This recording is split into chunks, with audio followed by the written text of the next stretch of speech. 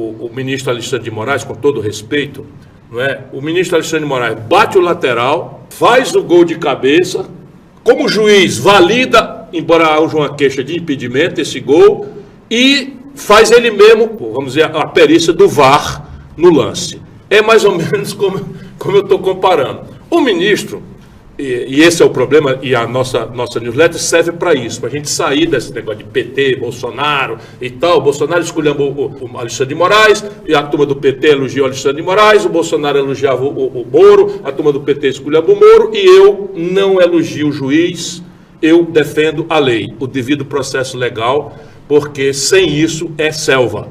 E isso é o que nós precisamos examinar agora. O que está acontecendo mesmo, na verdade, fora dessa confusão adianta, que nós não temos nada que concordar nem entrar nela. O que está acontecendo é que lá no ano de 2019, olha bem, 2019, o ministro Toffoli, presidente do Supremo Tribunal Federal, resolveu nomear por portaria, sem sorteio, o que já é uma aberração, o ministro Alexandre de Moraes como presidente do inquérito que ficou com o nome de inquérito das fake news. Então, qual era o pretexto? Tem um artigo do regimento interno do Supremo que diz que quando um ministro for agredido na circunstância física do Supremo, é razoável, é legal que um ministro do Supremo seja ele próprio o presidente do inquérito. Forçando a mão, claramente forçação de barra, o ministro Toffoli entendeu que a esculhambação na internet dos canalhas era, vamos dizer, o caso moderno de uma agressão que aconteceu dentro do Supremo. Já está errado. Porque a diferença aqui é, se os ministros estavam sendo, como de fato estavam sendo, agredidos, insultados, ameaçados, etc, etc, etc, o caminho correto da lei que o ministro Toffoli deveria ter tomado, data máxima vênia, que é como nós advogados respeitosamente nos dirigimos criticamente às suas excelências, os magistrados, ele tinha que ter convocado a Procuradoria-Geral da República.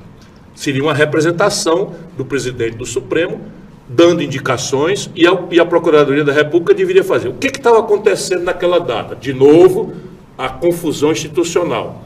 Então, veja, você tem que a Procuradoria da República não exercia suas funções corretas, o ministro Toffoli, portanto, sem poder confessar, porque eles vivem se homenageando da boca para fora, e a canelada por baixo. Infelizmente, esse é o mundo de hipocrisias desse universo de Brasília, da corte em Brasília. Pois bem, porque eu achava que o Procurador-Geral da República não ia tomar as providências corretas, nomeou o ministro Alexandre de Moraes.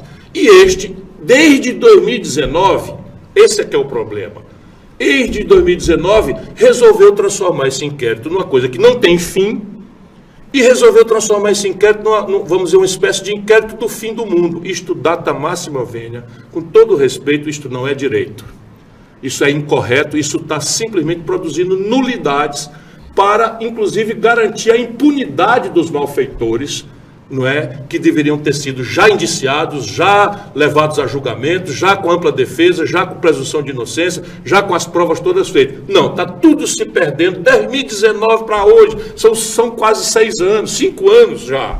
Pois bem, e o ministro está, então todo mundo agora vai entrando. Nesse ínterim, e esse é o problema, 5 anos, por rodízio natural, o ministro Alexandre de Moraes assume a presidência do TSE.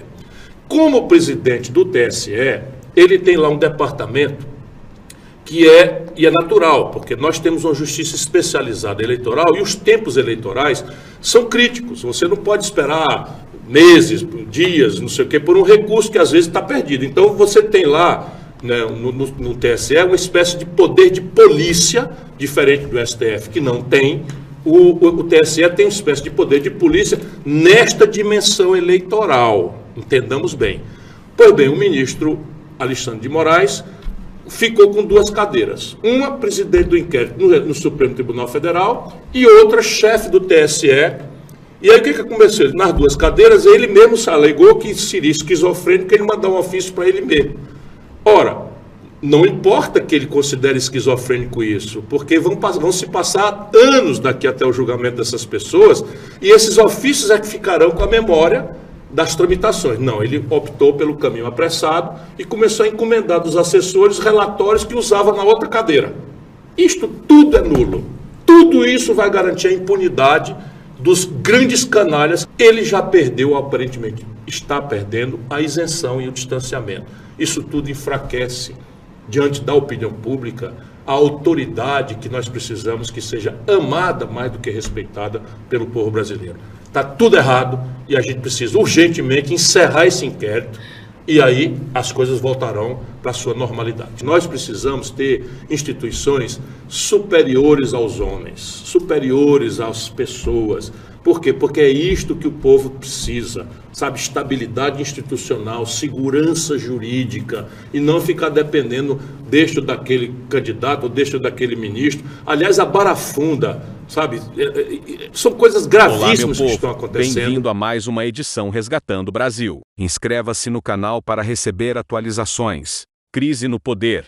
Ex-ministro explode e expõe bastidores do STF Brasília. O cenário político brasileiro foi abalado nesta semana por uma revelação explosiva. Ciro Gomes, ex-governador e uma das figuras mais experientes da política nacional, rompeu o silêncio e fez acusações contundentes contra o Supremo Tribunal Federal STF, especificamente contra o ministro Alexandre de Moraes. Em um discurso inflamado, Ciro decidiu abrir o que chamou de caixa preta da justiça brasileira, acusando o STF de práticas abusivas e dizendo que o país vive uma ditadura de toga. Segundo o ex-ministro, o inquérito das fake news, iniciado em 2019, seria um exemplo claro do que ele descreveu como perseguição política disfarçada de justiça. As declarações vieram como uma bomba em um momento de crescente insatisfação popular. Chegamos ao limite. Não podemos mais aceitar que a justiça seja usada como instrumento de poder de uma elite que acha que está acima das leis, disse Ciro, visivelmente irritado. Ele acusou ministros de usarem o poder judicial para proteger seus próprios interesses, enquanto decisões cruciais para o futuro do país são postergadas indefinidamente. As declarações de Ciro Gomes acendem uma faísca em um barril de pólvora já inflamado. Movimentos populares estão convocando manifestações para o próximo dia 7 de setembro, com previsões de milhares de pessoas nas ruas, exigindo transparência e o fim do que chamam de censura institucional. Enquanto isso, fontes internas no Congresso Nacional revelam que o presidente do Senado, Rodrigo Pacheco, está sob intensa pressão para colocar em votação os pedidos de impeachment de ministros do STF. Mais de 1,5 milhão de assinaturas foram reunidas em um manifesto popular, que será entregue pessoalmente a Pacheco nos próximos dias. Com a tensão crescendo, resta saber como o governo reagirá a essa nova onda de indignação, que promete sacudir Brasília. O Brasil parece estar à beira de uma nova tempestade política, que condena o Estado, ou seja, a União, a pagar indenização para uma pessoa pelos desatinos de Alexandre de Moraes. Então já é o pagador de imposto começando a sofrer no bolso pelas barberagens do Alexandre. E eu vou resumir essa história aqui para você entender o que aconteceu. Trata-se do ex-deputado estadual do Paraná, Homero Marchese. O Alexandre de Moraes mandou bloquear todas as redes sociais do Homero Marchese em novembro de 2022, sem qualquer comunicação. Na verdade, isso acontece com todo mundo. Comigo também, quando eu perdi minhas redes sociais, eu não recebi comunicação nenhuma. Ele simplesmente bloqueia, não te notifica, não te intima para que você possa se defender. Simplesmente você tem que sair caçando, você tem que imaginar que foi ele que deu a ordem, o que vamos combinar, não é difícil de imaginar, né? Enfim, você tem que imaginar que a ordem veio dele, aí você tem que mandar o seu advogado ir lá para tentar descobrir se realmente a ordem veio dele, e daí começar a entrar com as medidas judiciais cabíveis, que no caso hoje em dia é nenhuma, né? Enfim, sem notificar o Homero Marchese nem nada, simplesmente deu a canetada, e aí ele perdeu as redes, ficou sem saber, porque começou a procurar, começou a caçar, começou a futucar e descobriu, durante o processo, que a canetada, para surpresa de 0 pessoas, tinha vindo do Moraes. Mas o mais impressionante foi o motivo pelo qual o Moraes mandou bloquear as redes sociais do Homero Marchese. Esse bloqueio aconteceu após um relatório da Assessoria Especial de Combate à Desinformação do TSE, que depois acabou virando o tal do CIED, né? Aquele órgão que tem aquele olho que tudo vê. Então, na época, esse Ministério da Verdade, ou melhor, a tal da Assessoria de Combate à Desinformação, disse que uma publicação do Homero Marchesi poderia incitar ações agressivas contra os ministros da corte. Mas que publicação foi essa?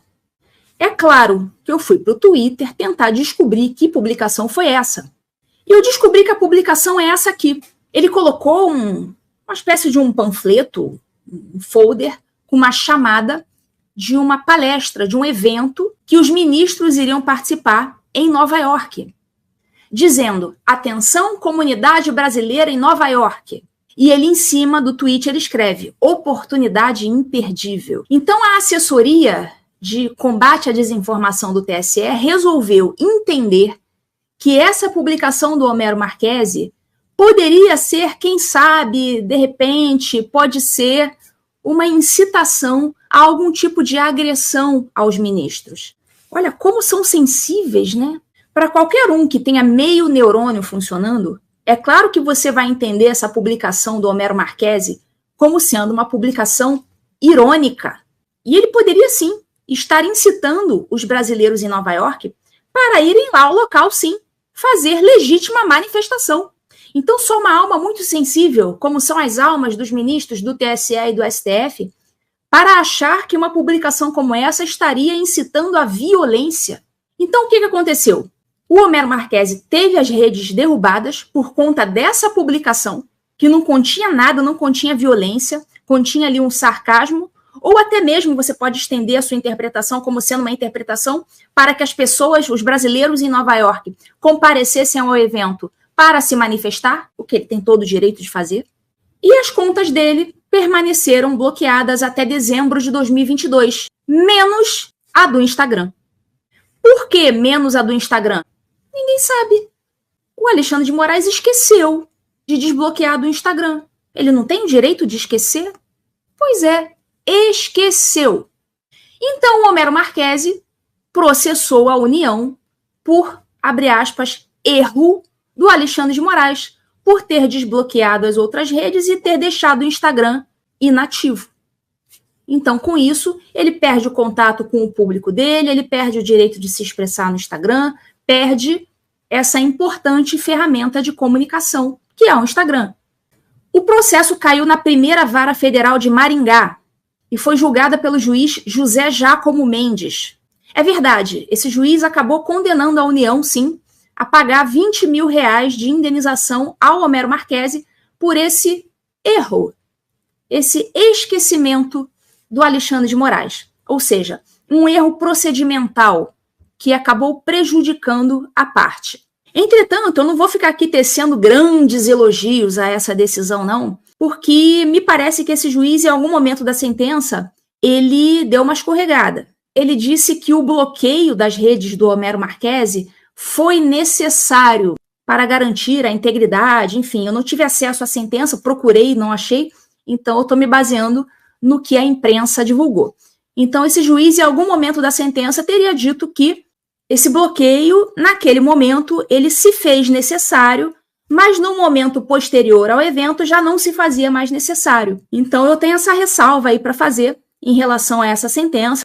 No meu ver, essa sentença não está 100% correta, porque deu essa passadinha de pano aí. Do ministro Alexandre de Moraes, do Supremo Tribunal Federal, STF, tem ganhado força no cenário político brasileiro. Movimentos populares, apoiados por figuras da oposição, acusam Moraes de abuso de poder, especialmente no comando do inquérito das fake news, iniciado em 2019. Eles argumentam que suas ações ferem a liberdade de expressão e configuram uma ditadura de toga. Parlamentares e senadores têm se mobilizado, reunindo assinaturas para pressionar o presidente do Senado, Rodrigo Pacheco, a colocar o pedido de impeachment em pauta.